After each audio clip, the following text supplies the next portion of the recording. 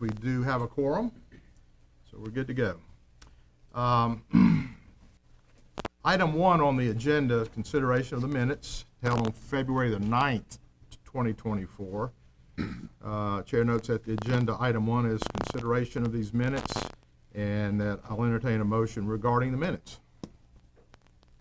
We adopt the minutes. Second. All right, second. Any discussion? Okay, no discussion. Call for the question. All in favor of adopting the minutes? Raise your hand. Any opposed? Okay, it's unanimous. Thank you. Item number 2, report from the director. Lance. Good morning, all, and good morning to all who are in attendance at this 4th meeting of the Alabama Environmental Management Commission for FY 2024. Today's report, as has been done for a number of years, will focus on the latest publicly available EPA-generated compliance and enforcement metrics that compare the department's performance against the rest of the states in the nation. This is one of the methods we use to analyze and optimize our performance. Next, you'll see some photos from the ribbon cutting at the new coastal office in Mobile that is now in full operation. And finally, I'll report on several personnel matters. Analyzing the rates of compliance with permits and the rate of necessary enforcement actions for our regulated industries in Alabama compared to the rest of the nation is an important way that we measure our performance. This EPA-provided analysis examines the air, NPDES, drinking water, and hazardous waste programs. The tool uses standard quantifiable metrics that allow for state-to-state comparisons and the development of national averages. As you may recall from years past, the format for reviewing each program metrics is to look at the size of the universe of the regulated facilities, then to compare the rate of inspections, informal enforcement actions, and significant noncompliance to the rest of the nation. This format was chosen to highlight that our objective is for regulated facilities to comply with the requirements of environmental permits and regulations issued by the department. By looking at non-compliance metrics, we are in effect looking at compliance. When we speak of compliance and enforcement, we're referring to the compliance with permits developed by the department in accord with carefully developed environmental standards and enforcement actions when conditions in those permits and regulations are not met. Now, to the dashboard slides that analyze compliance with and enforcement of environmental permit requirements. As we begin, let me note that this presentation will have essentially the same information as the graphs that appear at the end of the ADEM update memorandum you receive before each commission meeting. However, the graphs in the update memorandum are as they appear on the EPA website, and they do not use a common format. So we have restructured them to be in a common format for this report. To help identify the program that is the subject of the graph, each individual graph, we will be using a color code where blue is air, green is water, orange is drinking water, and brown is land. First, we will look at the size of the regulated universe over time for each of the 4 program areas. In Alabama, 2 local air programs were grandfathered as standalone entities when the Clean Air Act became law in 1970. They operate independently of the ADEM state program, although ADEM does provide substantial technical and other assistance to them. The universe of regulated air facilities under the ADEM program is down from 561 to 527 between 2015 and 2023, about a 6% drop. The slowly declining trend continued in 2023 with 22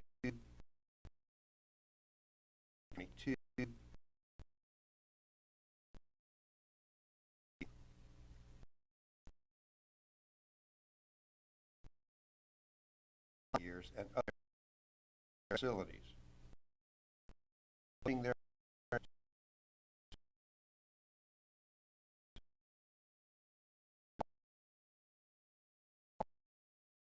in the water media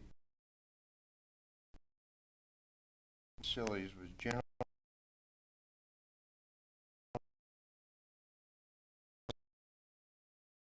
2020. Increasing trend increase of more than 1,000 or nearly 9%. There are now more than 12,000 regulated facilities. That rapid increase in 23 is a result of increased construction activity requiring increased construction stormwater permits. Since construction is cyclical, the increase may be temporary. In drinking water, the universe has been on a slow decline from 590 in 2015 to 571 in 2023, about a 3.2% decrease. The decline is due to the closing of several transient systems, RV parks. Several water systems. 71 is a relatively small number of drinking water systems. In the case of drinking water, the smaller number of facilities that are of larger size is beneficial because larger facilities have improved access to management and other resources. The universe of hazardous waste facilities steadily increased from 5,060 in 2015 to about 5,400 in 2023. The nearly 7% increase is attributable in large part to a 2019 National Enforcement Settlement Agreement that caused pharmacies and other retail facilities selling pharmaceuticals to report as hazardous waste generators. To recap, the universe of permitted facilities for air and drinking water are slowly declining, while the universe of permitted facilities for water and hazardous waste are slowly increasing. Next is inspections.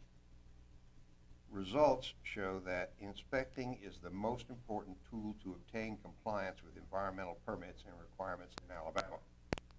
The following graphs will show inspection rates for each of the four media. The different programs have different names for the inspection activities, such as full compliance evaluation, or facilities inspected, or site visits, or inspection coverage, due to the slightly different terminology used in the various federal enabling statutes. The graphs will use the term inspections for all media. The blue bars represent the inspection rate of all facilities during the last 9 years for the department's AIR program. The dashed red line represents the average inspection rate for the nation. As you can see, Alabama continues to have an inspection rate that is nearly 4 times the national average, and apart from 2020, a COVID year, shows a slowly increasing trend slightly over 98%. I would note that the national trend is declining slightly, while ADEM's trend is slowly increasing. The green bars for the water program, although declining in recent years, consistently show an inspection rate for all facilities that is nearly 2.5 times better than the national average shown by the red dashed line. The orange bars for the drinking water program show an inspection rate of more than 99% for all regulated facilities, making it about 3 times the national average shown by the red dashed line. Closing out inspections, the brown bars for the hazardous waste program show a rate for all inspections that is 2 to 3 times the national average. As far as inspections are concerned, all media have inspection rates that are 2 to 4 times the national average, which shows the importance we place on inspections as a tool to achieve compliance.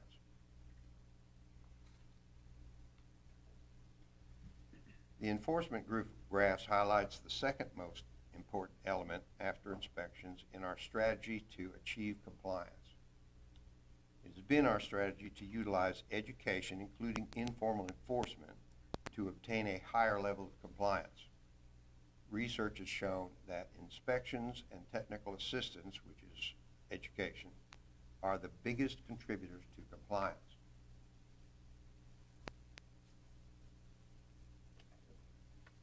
Most violations are not intentional. They are many times the result of either not knowing what is required under the permits, accidents, or mistakes. Informal enforcement is one form of education that helps avoid those situations.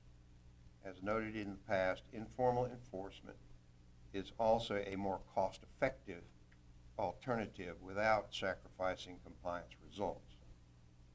EPA enforcement data was used to create the following graphs showing the relationship between informal and formal enforcement actions.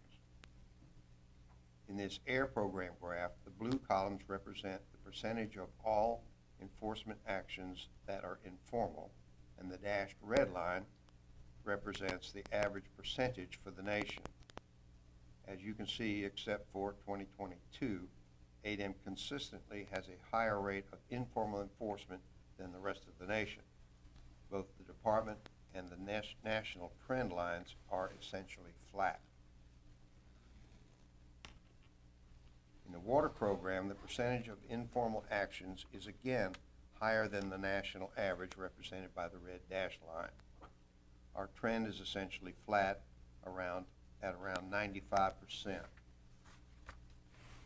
The rest of the nation is closing in on us with a rate approaching 85%. Of course, some formal enforcement will always be required, so we are not likely to go beyond our 95% level. As you can see, in this graph, both ADEM and the rest of the nation have very high rates of informal enforcement. The informal enforcement trend for our drinking water program is flat and peaked out at a rate above the dashed red line representing the national average that is also essentially flat. Hazardous waste, like other ADEM programs, shows a high rate of informal enforcement that yields high levels of compliance. This program has employed a rate of informal enforcement that is similar to that of other ADEM programs and is on par with the national average. We will continue to apply emphasis on informal enforcement and outreach to hazardous waste facilities to enhance the compliance rates in our hazardous waste program. Overall, ADEM has high rates of informal enforcement, and the rest of the nation is approaching similar levels.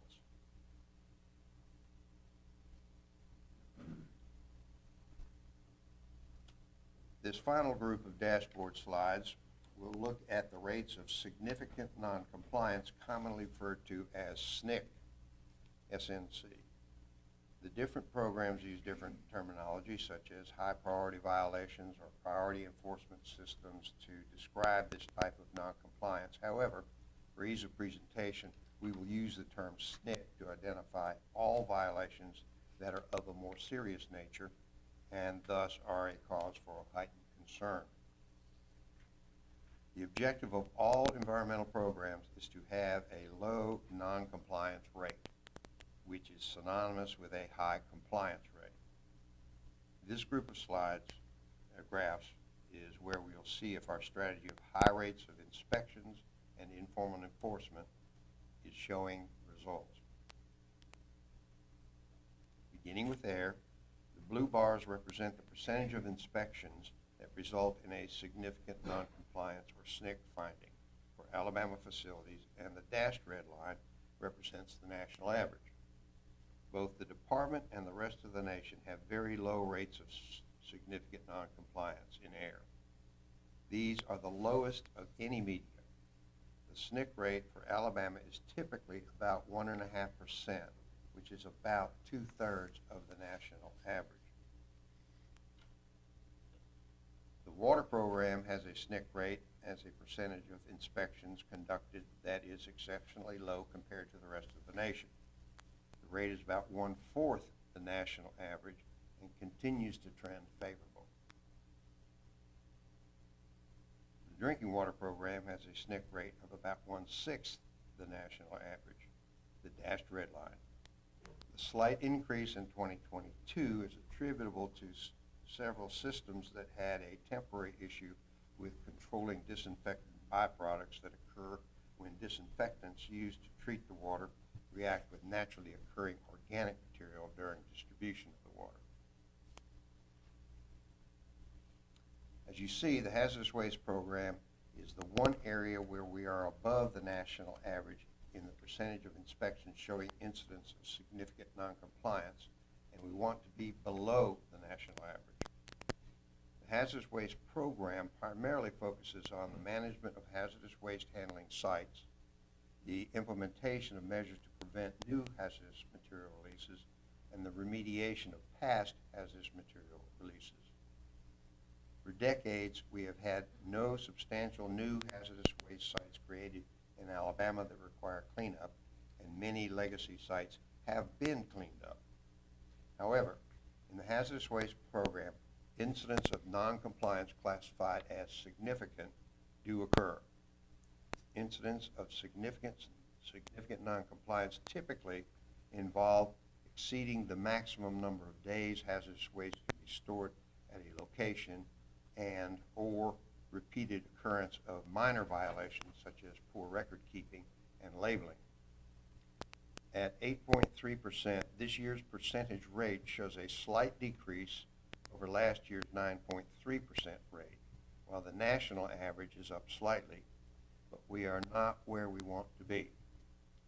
8.3% represents 12 facilities in significant noncompliance out of a universe of 145 large facilities inspected. More importantly, none of the SNCs identified have been found to result in harm to human health or the environment. EPA has reviewed some indications that SNC reporting protocols are not consistent among states, which may skew national comparisons, but has not yet been able to pinpoint any reason for the elevated SNC level at the department. In fact, the most recent review of our RCRA program was very complimentary, especially for having met all work plan requirements. Nevertheless, the Land Division efforts to reduce hazardous waste SNC rate in the future will continue through a stepped-up targeted education program, including video format instruction on the most common violations and how to avoid them. The program will also provide one-on-one training sessions with the treatment, storage, and disposal facilities, which are the largest hazardous waste handlers, as well as joint sessions with their customers that represent the next largest handlers. We will continue to address all violations with appropriate enforcement actions. So, with the exception of hazardous waste, the significant noncompliance rates in Alabama are significantly lower than the rest of the nation. Summarize, the number of regulated facilities in Alabama is generally steady, with slight increases in the water and hazardous waste media and slight decreases in the air and drinking water media. High inspection rates are being implemented across all programs. The department emphasizes informal enforcement, a form of education. Alabama has very low rates of significant noncompliance compared to the rest of the nation in the air, water, and drinking water programs. An enhanced inspection and instructional program for facilities covered by the hazardous waste program is being implemented to reduce the rate of significant noncompliance. And overall, the department outperforms the rest of the nation in compliance and enforcement, with long-term trends in key metrics that are generally favorable. These metrics are consistent with the trends in non-statistical environmental quality measures over many years, highlighted in my periodic reports on how the state of the environment in Alabama. They are also consistent with EPA-regulated industry and independent research groups' findings that Alabama is one of the top environmental performers in the nation. While the state overall has an enviable environmental record, there are occasionally serious environmental issues that can and do cause great concern in local communities. Typically, each year there are several. This year, heavy rains have caused concern with local sanitary sewer overflows. Aging individual and public wastewater handling systems have been a matter of heightened concern, as well as concerns with per and polyfluoroalkyl substances. We address these through various funding programs for regulatory and enforcement actions and cover them in my reports to you or in the news releases.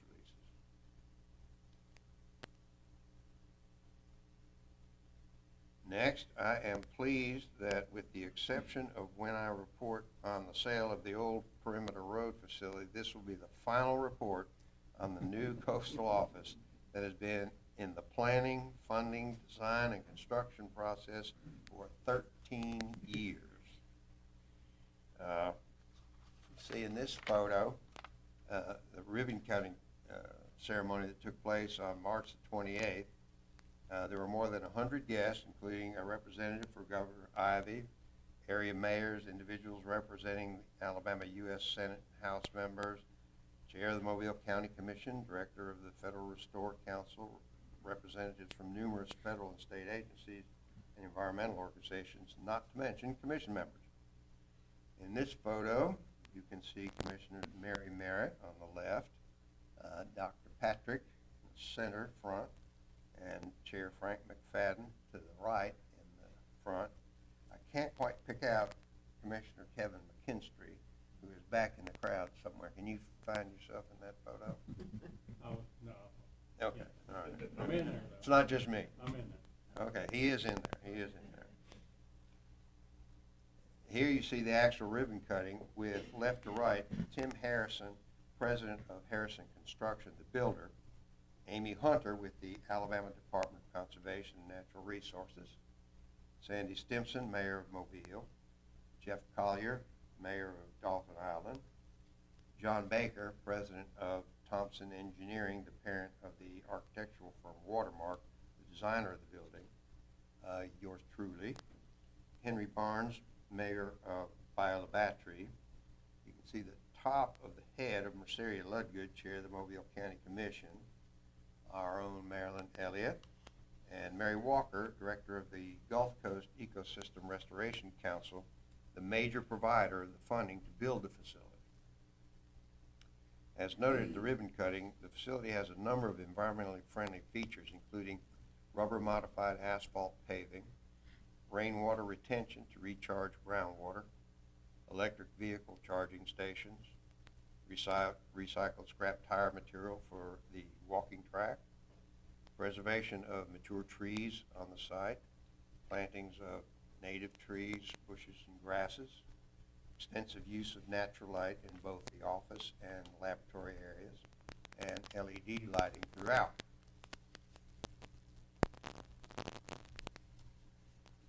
As is our practice, when personnel achieve a significant milestone in their professional development, they are recognized for that achievement. This is an important element in our strategic and operating plans to encourage professional development. Today, I'm pleased to recognize 3 individuals who have completed the rigorous process of education, work experience, and testing to earn the designation of professional engineer. Ricky Miner in our land division, would you please stand? Robert Compton earned his PE in 2022, but we missed introducing him, so belatedly, please stand and be recognized. Scott Jackson in our water division is out of the country, so we will recognize him at a future meeting. Congratulations.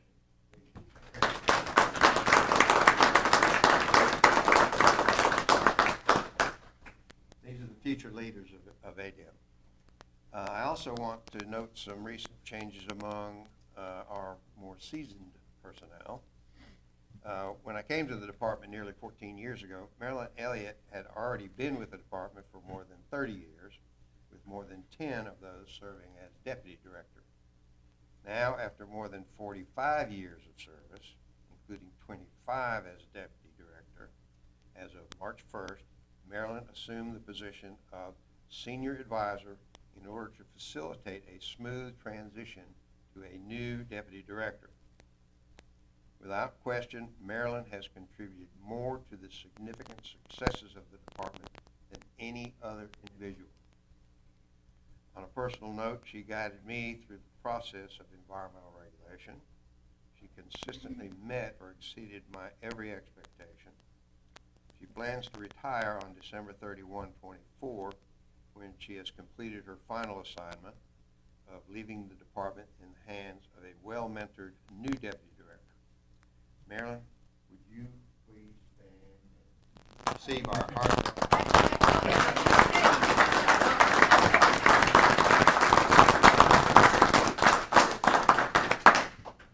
That's going to be a hard record to beat. Very hard record to beat. Our new deputy director is Jeffrey Kitchens, who has been with the department 30 years, having served in the air, land, and water divisions. For the last 12 years, he has been in our water division, most recently serving as the water division chief. You may well recognize Jeff, since he is from time to time make presentations before the commission.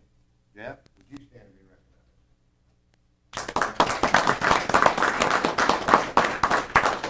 recognized? He's got big shoes to fill, but he's got big feet. And replacing Jeff as the Water Division Chief is Daphne Lutz, who has also been with the department for 30 years, including 17 years in the Water Division, most recently as Chief of the Industrial and Municipal Branch. Daphne, would you please stand?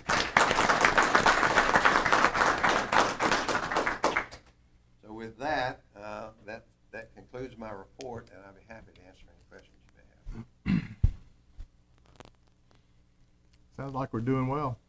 Well, And I'm glad you did take the pictures of the lunch at the coastal office opening, so I know that would better. not, that would be a little, yeah, I know better than that. but it is a very nice office, and thanks for all the hard work, Lance.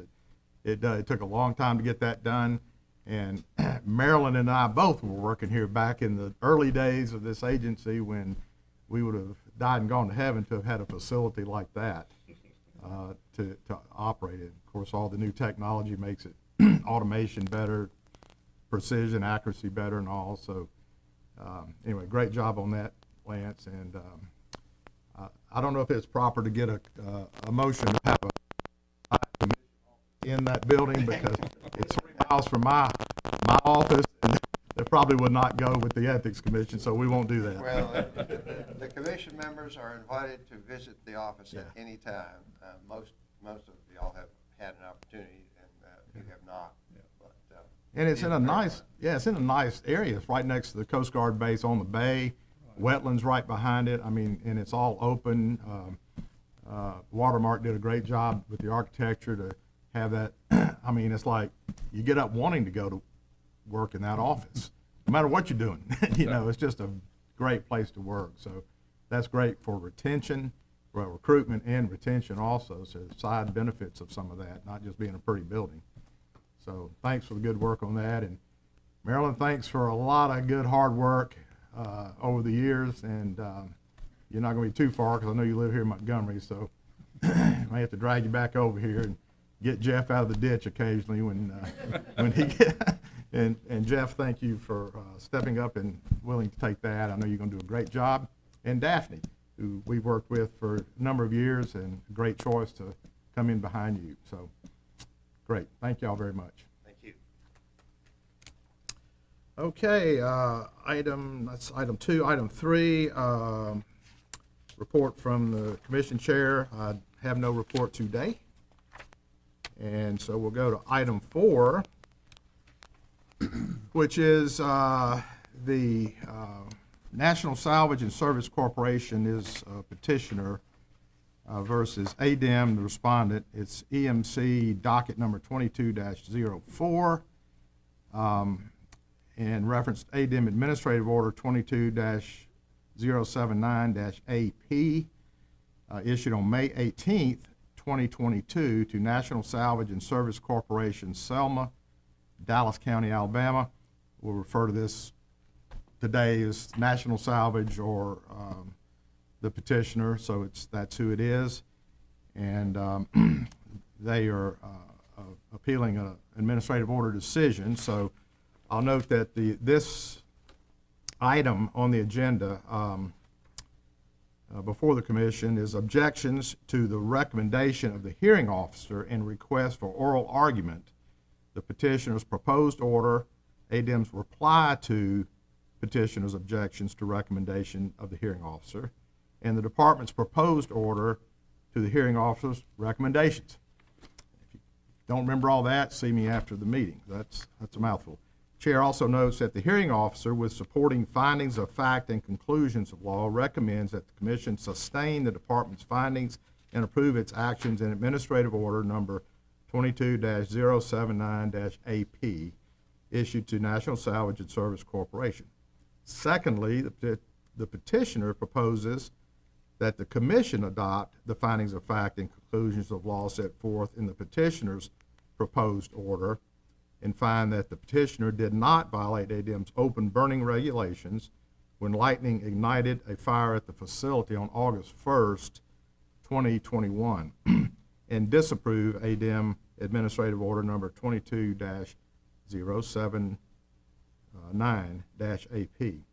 And lastly, ADM proposes that the commission adopt the findings of fact, conclusions of law, and recommendations of the hearing officer to the Environmental Management Commission and reject the petitioner's proposed order. So I'll note first that we will entertain a motion from the commission regarding the petitioner's request for oral arguments, adding that the commission may want to include in the motion a set time to be allotted for each party in the oral argument. So we do have petitioner's counsel here, a representative. Okay, we do have, and we do have the department's representative on that, attorney also. So what's the delight of the commission?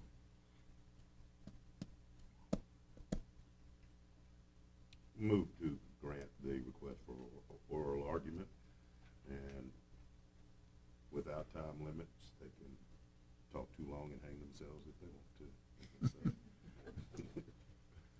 Second that motion. Okay. Do we have any discussion on the motion? I would add, do we want to give it an open-ended timeline, Lanier, or set it to?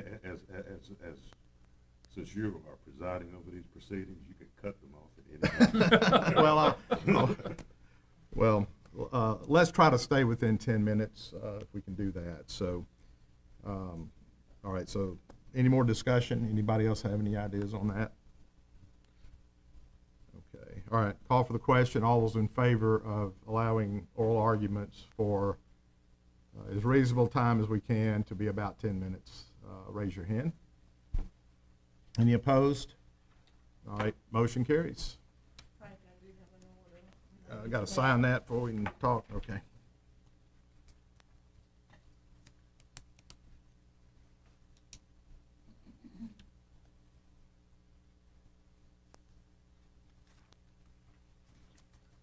So yeah, just a point of order, the petitioner's attorney will go first in this, followed by respondents or ADM's attorney.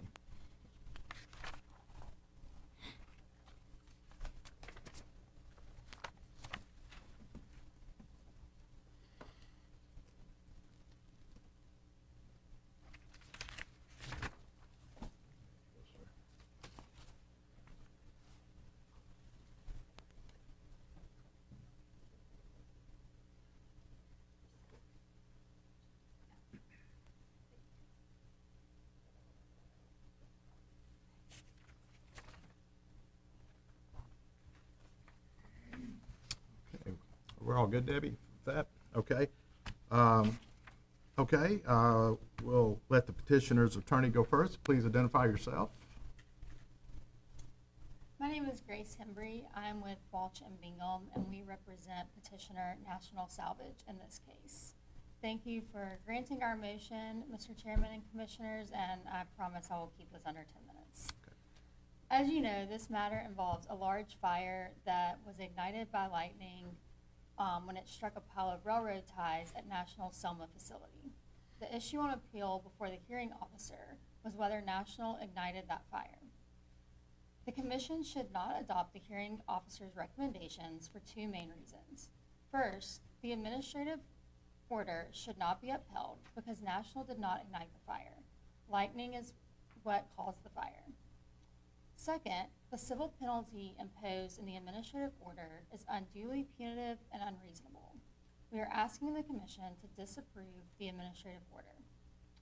First, the Commission should disapprove the administrative order because National did not ignite the fire. The Department, the hearing officer, and National all agree that lightning started the fire. That fact alone is dispositive here. As the Commission knows, ADAM's open burning regulations prohibit a person from igniting, causing to be ignited, permitting to be ignited, or maintaining an open fire. In the administrative order, ADAM only charged National with permitting railroad ties to be ignited. ADAM did not make any finding that National violated the regulations by maintaining a fire. Those prohibitions on permitting a fire and maintaining a fire are two distinct prohibitions in the regulations. The hearing officer's job was to determine whether the evidence presented at the hearing supported the violations outlined in the administrative order. Because the hearing officer found that National maintained the fire, instead of finding that National ignited the fire, the hearing officer's recommendation should not stand. The hearing officer's recommendation to uphold the administrative order was based entirely on this finding that National maintains the fire. Even if ADAM had put the word maintain in the order, there is no evidence to support the conclusion that National maintained the fire. The hearing officer pointed to National storage practices and found that National's failure to follow its self-imposed storage practices was evidence that National maintained the fire. However, the hearing officer did not make a finding that the storage practices were improper, and this is understandable because the evidence showed that National storage practices at the time of the fire were consistent with industry standards and did not violate any fire codes. Most notably, though, is that the Department's open burning regulations do not establish storage practices or adjust general fire prevention. In fact, as the Department has admitted, it does not have the authority to establish or enforce fire prevention standards. The state legislature has granted the state fire marshal the exclusive authority over fire prevention in the state of Alabama. The Department has mentioned, as you've read, that there is legal precedent allowing it to enforce violations of the open burning regulations based on improper storage practices. But that is not what those cases say. The first case that ADAM relies on is not controlling here because that case is based on an Illinois law that is not the same as ADAM's open burning regulations and is more broad than ADAM's regulations. The second case that ADAM relies on in its response to National's objections is a case that involved ADAM's open burning regulations. However, that case is not helpful either because in that case, the fire's ignition was directly due to the storage practices that the owner put in place. The owner's actions in that case violated the regulations because those actions caused the material to ignite through spontaneous combustion. A lightning strike is not analogous to material that is ignited through spontaneous combustion, so the second case that ADAM points you to does not set a precedent here. And evidence at the hearing established that spontaneous combustion was not a factor in this fire. The second reason the commission should not accept the hearing officer's recommendation is because the penalty imposed is unreasonable and grossly disproportionate to the penalties imposed by the department for other open burning violations. The hearing officer's recommendation errs by applying the wrong standard of review when analyzing ADAM's penalty calculations in this case. The rules of procedure set forth in Division 335-2 of ADAM's Administrative Code require the hearing to be conducted as a de novo proceeding. As you know, de novo review is review without assumptions of correctness. Instead of applying that standard, the hearing officer said that he deferred to ADAM's penalty calculation. ADAM would have you believe that the hearing officer simply stated his personal beliefs about the department's penalty calculation. However, the hearing officer also stated that he was not in a position to say that the department erred. But that is the exact position that the hearing officer is supposed to be in when reviewing the penalty amount under a de novo standard. In fact, ADAM's regulations expressly grant the commission authority to decrease a penalty based on evidence presented at the hearing. In his analysis, the hearing officer considered each of the penalty factors that is set forth in the Alabama Code. The hearing officer stated that the department's penalty calculation was somewhat disjointed in this case. The hearing officer went on to correctly note that the 3 violations listed in the penalty calculation sheet were based on 3 separate violations of 3 separate sections of the regulations. However, without explanation, the hearing officer simply deferred to ADAM's post hoc argument that the 3 violations listed in the penalty calculation sheet were actually based on 3 arbitrary days that the fire burned. Even if ADAM had properly issued the civil penalty based on 3 days that the fire burned, the penalty amount imposed here far exceeds the penalties imposed for other violations of the open burning regulations. In this case, ADAM imposed the maximum possible statutory penalty. However, National presented evidence at the hearing showing the civil penalties imposed for other violations of the open burning regulations were significantly lower than the penalty imposed here. Here, ADAM's imposing a civil penalty of $75,000, but in other orders discussed during the hearing, ADAM never imposed a civil penalty for more than $6,000. As ADAM admitted, the department is required to treat similar cases similarly when taking enforcement actions and to issue civil penalties objectively and consistently. The imposition of a penalty that is 25 times higher than some penalties issued for other similar violations certainly does not show that the department is treating this case in a similar manner as it has other cases. In fact, most of the other civil penalties discussed during the hearing were imposed to people who intentionally ignited fire. National did not intentionally set this fire. It was caused by lightning. The hearing officer's recommendation noted that there was no evidence of any irreparable harm to the environment or measurable threat to public health or safety. He also noted that National fully cooperated with emergency responders and made efforts to minimize the effects to the environment. Therefore, National's conduct does not justify a civil penalty of $75,000. ADAM failed to meet its burden to justify why it treated National differently when issuing this civil penalty. And the hearing officer's recommendation did not address at all the fact that ADAM failed to meet this burden.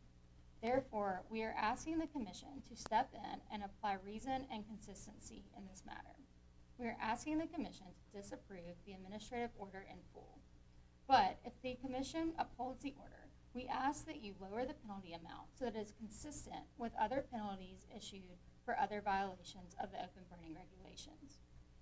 As discussed in the hearing officer's recommendation, National cooperated with all state agencies to mitigate the effects of the fire, and National suffered greatly when the fire destroyed the railroad tie inventory.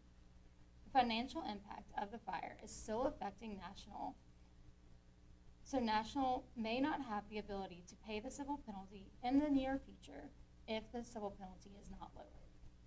That was a lot of information, and I know that we had a lot of filings, so I'm happy to answer any questions that I didn't cover in my presentation.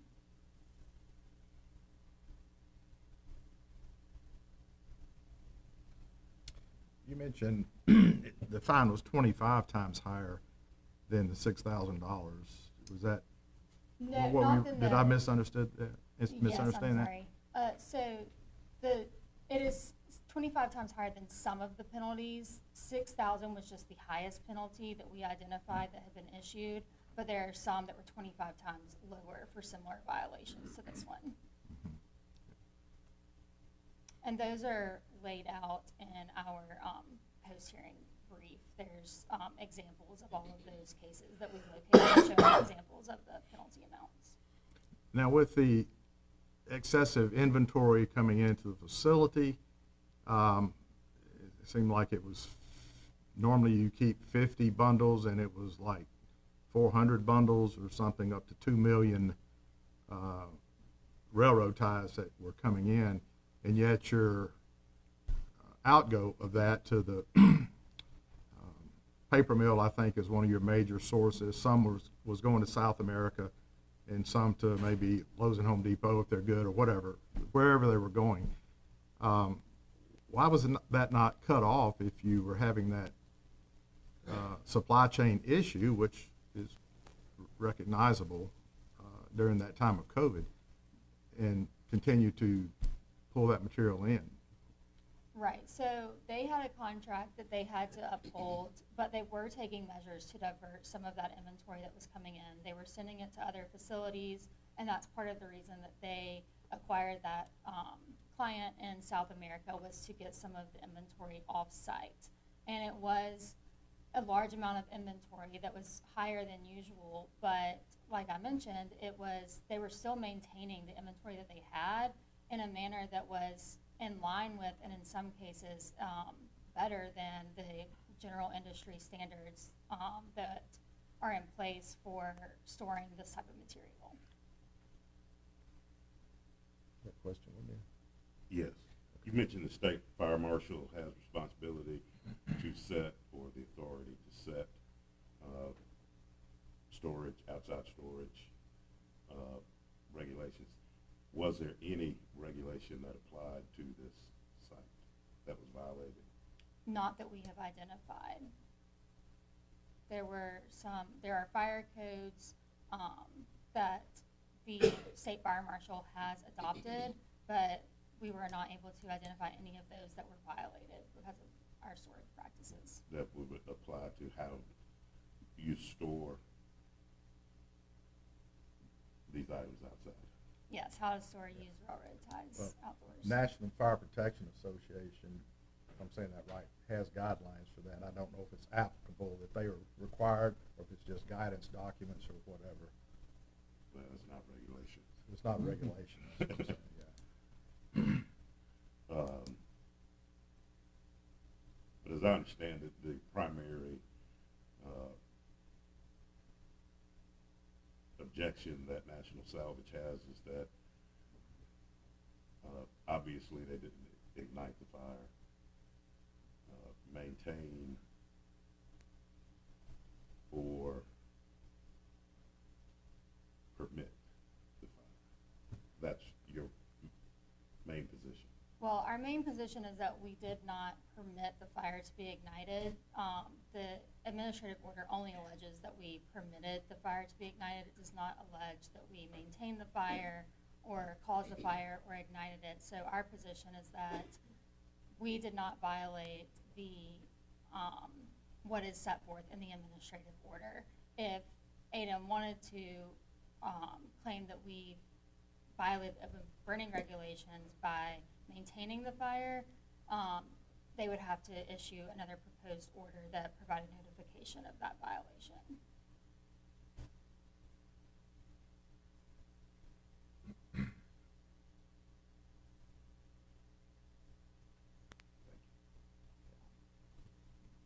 Anyone else have any questions for Ms. Hembry? Okay. Thank you, Ms. Hembry. Appreciate you coming. So now we'll hear from the hearing officer. I'm not the hearing officer. Oh, I'm sorry. I'm an attorney that represents the department. Okay, all right. I'm James Thrash, For the respondent then. the respondent, yes. Okay.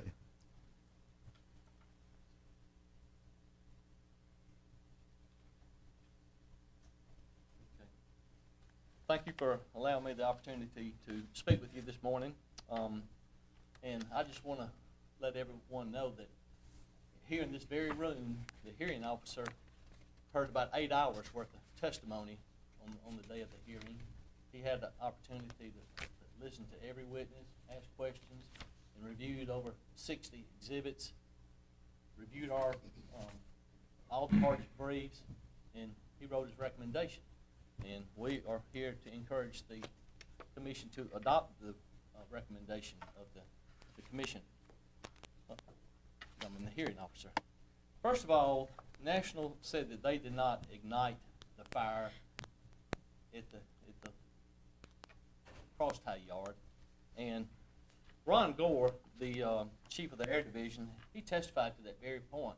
And he said that it's not relevant that the fire was started by lightning because National was not being penalized for that initial first pile of cross ties that caught on fire, but they were being penalized for the entire yard full of cross ties that caught on fire over the next 2 to 3 days.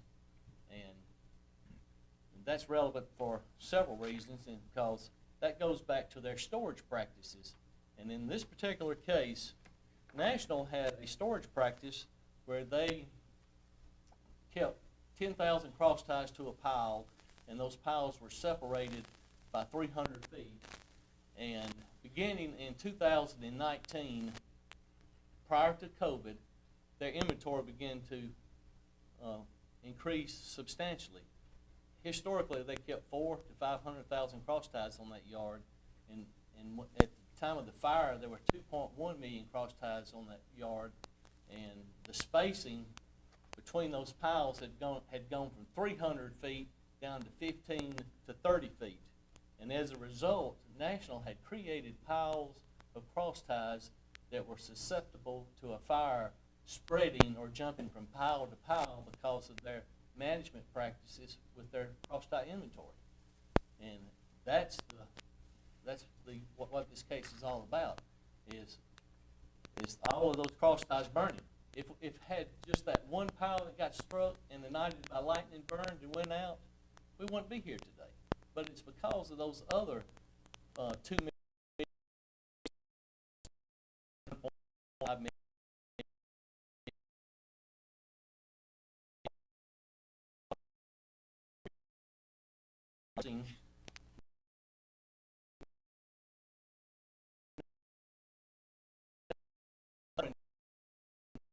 They made all their stuff expanded.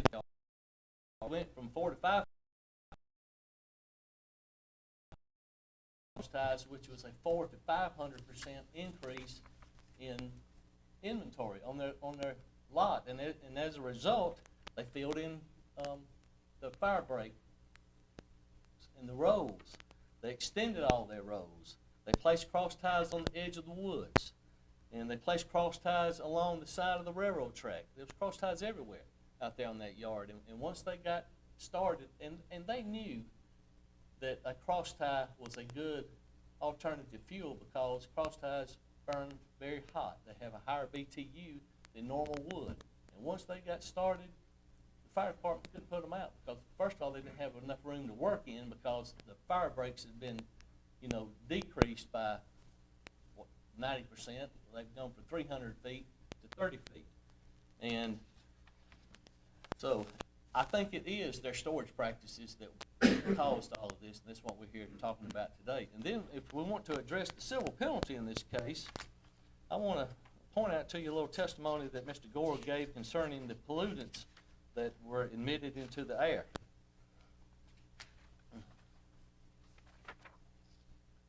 He testified that based on some calculations he made, and he was cross-examined by all the attorneys, it says there were 2,400 tons of fine particulate matter emitted into the air, 11,500 tons of carbon monoxide, 400 tons of nitrogen oxide, all emitted into the air. And by definition, smoke is air pollutant. And we're not talking about some tree trimming service or a small fire like that. We're talking about 2.1 million cross ties that burned and emitted those substantial amounts of pollutants into the atmosphere. There is no other similar case to this that's been addressed in Alabama, because this is a substantial amount of pollutants. And there's never been a case similar to it before. Yeah, there's been a lot of smaller fires, but none of this magnitude. And for that reason, we would ask that the commission adopt the hearing officer's order, or his recommendation is the commission's order today. And if you have any questions, I'll be happy to address them.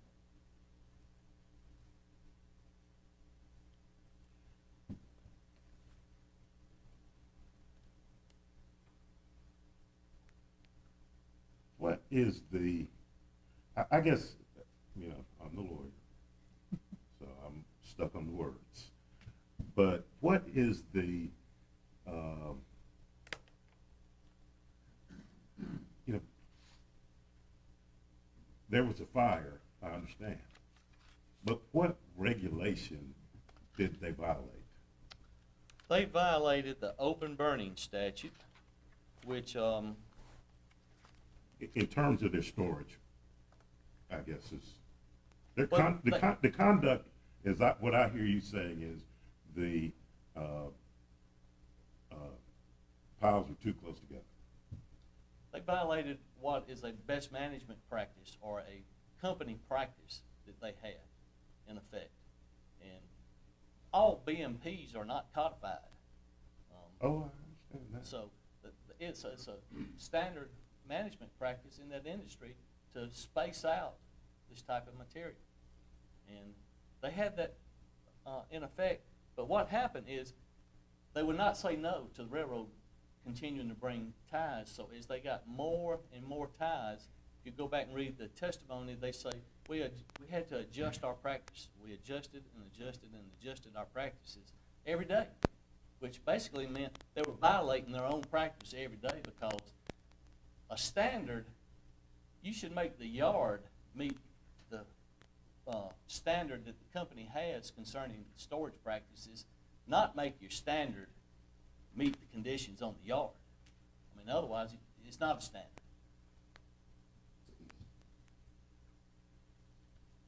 But you said this case revolved around the storage factor. Isn't the case really about, boils down to one word, did they maintain the fire in 335-3-3.01? That's why we're here, isn't it? Well, they maintained the fire because instead of the fire burning to a fire break and going out, it continued to jump like a domino effect across the yard, and they were not able to put it out. They were not able to. And I think somewhere, hearing officer or one of y'all defined what maintain is from Merriam-Webster's dictionary. And it's, I'm quoting, to keep in an existing state or to continue. So, you know, I'm kind of hung up on that word, because the word's not just a word out of the dictionary, it has to be in context. And if a text is not in context, it's a pretext for whatever you want it to say. It's sort of an old saying. But in this case, you know, I'm just wondering, how were they keeping it in existence or to continue when they were actually out there putting the fire out, helping the first responders put it out? I'm just having trouble with Well, that. there was never any testimony that they helped first responders put the fire out. There was fire department showed up and tried to put it out, but National Salvage never did. I read in depositions or in some document that they had their personnel out there in that 2-week period. Now, if I'm wrong, Now, that was the fire burned for over a month, and they were only penalized for 3 days. Yes, 2 and 3, 4 weeks later, they would go out there with a water truck and put out hot spots daily. But for the 3 days that it was a conflagration out there, they did not try, nor the fire department tried to put the fire out because it was too hot. I think maintain is something that would, in my mind, be an affirmative act. That, you know, we, by maintaining the fire and continuing to feed the fire, prevent the fire from going out, that's maintain. You know, I maintain my lawn by going out, cutting the grass, weed eating, and doing all of that You don't have that done? to keep, yeah. I thought so. But, you know, and so I guess that's, for me, you know, to say that they permitted a fire or maintained a fire, I'm just not seeing that, you know, a fire caused by lightning is something that, you know, that they are maintaining. You know, you maintain a fire on the old steam trains by continuing to shovel coal in. Well, in this particular case, what happened is their affirmative act was when they created these piles that were too close together and were not sufficiently spread apart so that the fire breaks would work. And basically what they did when they did that, they lit a long fuse on the end of a stick of dynamite, and once that fire got started, it just kept burning every single pile in the entire yard until it burned 2 million cross ties. So their affirmative act was in creating piles that were susceptible to a fire jumping the fire breaks and spreading instead of burning to the end of the fire break and going out. That was their affirmative conduct in this case. How much did they expand the yard? You said They expanded the yard by 16 acres. approximately 16 acres, which is about a 65% expansion, but they increased their inventory 400 to 500%.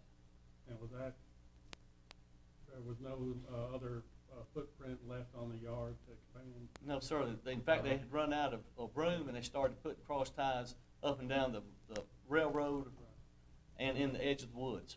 And do these storage sites are they permitted or in any way? Did they have the option to buy or lease more land to store these extra cross ties on instead of piling them up? I'm not sure about that, but they certainly had the option to stop taking additional cross ties.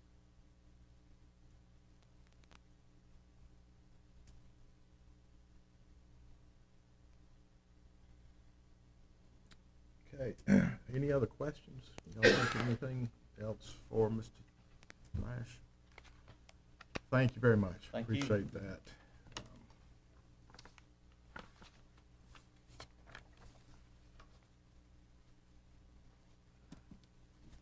Okay, we have a couple of options on motions here, so Chair notes that I'll entertain a motion from the commission regarding the recommendation of the hearing officer or the petitioner's proposed order.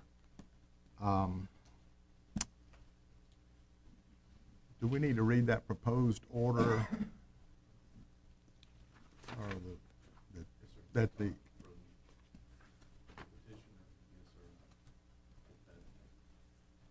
I have that, I'm not sure. I mean, we have all read it, but I didn't know if we needed to repeat that here or not. Okay.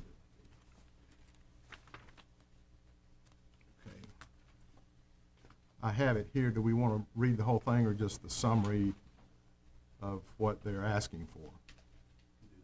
Let's do the summary.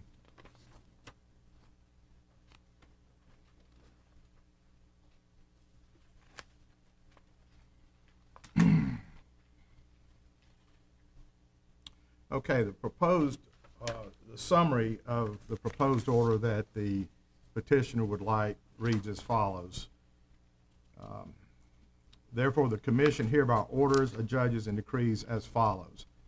That the findings of fact and conclusions of law set forth in herein are adopted.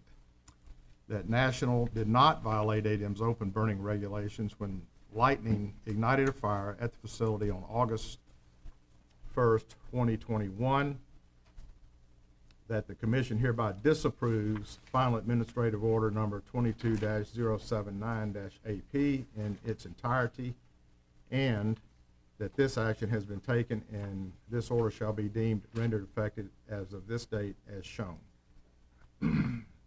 That's the proposed order by the petitioner. And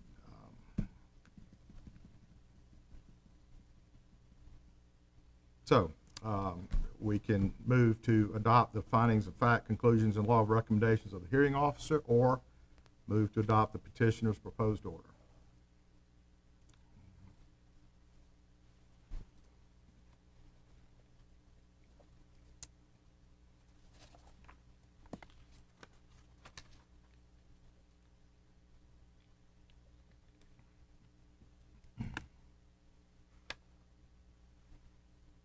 I would move to adopt the recommendations of the hearing officer. Second.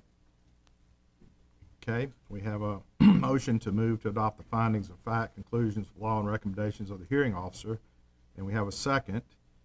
Are there any discussions on that? Any further discussion? I'm still hung up on permit and maintain and how government can impose a penalty for conduct that in and of itself does not violate any government standard. That is the storage facilities, the storage condition.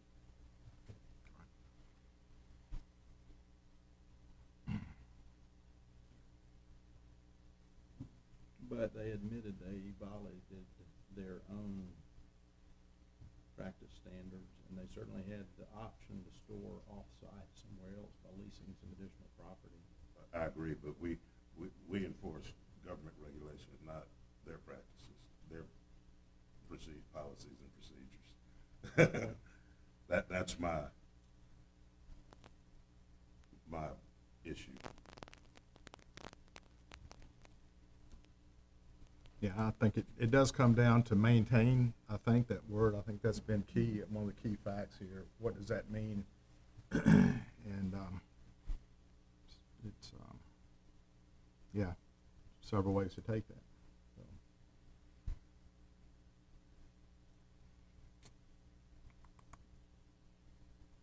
Anybody else? We have the motion on the table and seconded. Okay, I'll call for the question. All those in favor of adopting the findings, fact, and conclusions of law and recommendation of the hearing officer, raise your hand. Those opposed? Okay, I believe it passes 4-2.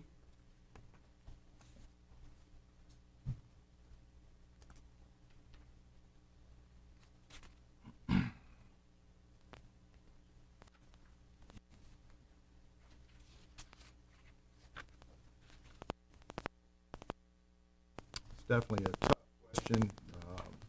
We appreciate the hard work of the hearing officer and the department. I think Lanier had some good points about that, and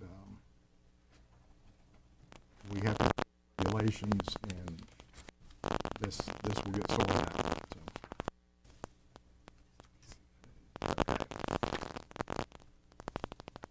You're on your line.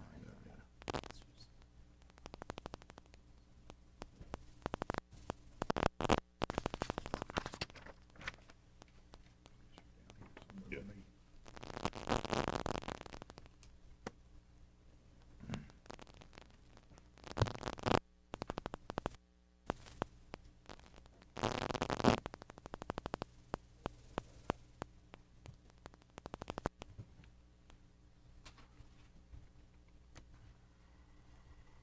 Okay, that's agenda item number 4.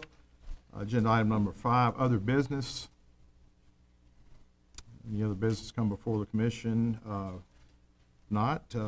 Item number 6, future business sessions. Chair notes the date of the next commission meeting is June 14th, 2024.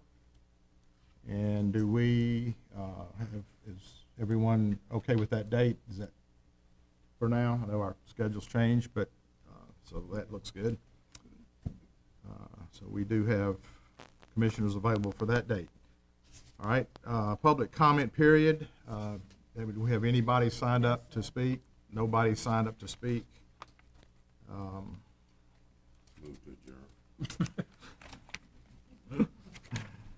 I gotta turn that page first. Turn the page to adjournment, okay. I've seen it enough. I know, all right, we have a motion, any a second? Motion, all right, motion and second to adjourn, any discussion? No discussion. All right, all those in favor of adjourning, raise your hand. Okay, opposed, nobody opposed? Thank y'all for coming.